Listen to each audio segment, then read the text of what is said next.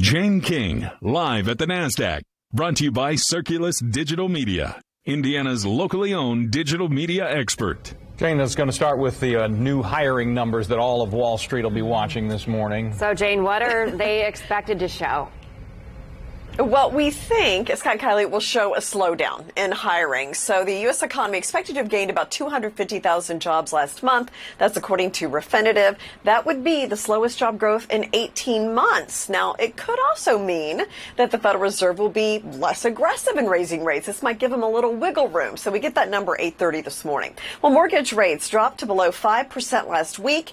Rates are well above their levels from a year ago, but they've fallen swiftly from their recent highs of 5.8% in June. Mortgage rates are falling on concerns that the economy is slowing down. And the Department of Transportation has proposed new rules to better protect travelers in case their flight is delayed or canceled. The department says this is in response to the flood of complaints they've got about air travel this year.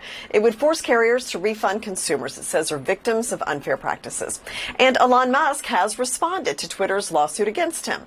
He accuses Twitter of fraud. He says the company misrepresented the condition of its business and key metrics about users. Musk agreed to buy Twitter in April, then indicated he went out of that deal in July, and now they're suing each other.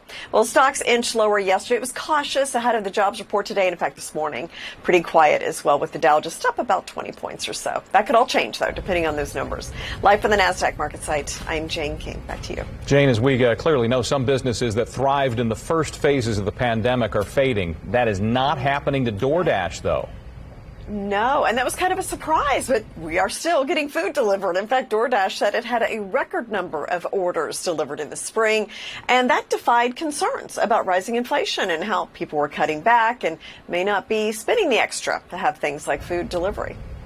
All right, I get it. All right, Jane, thank you.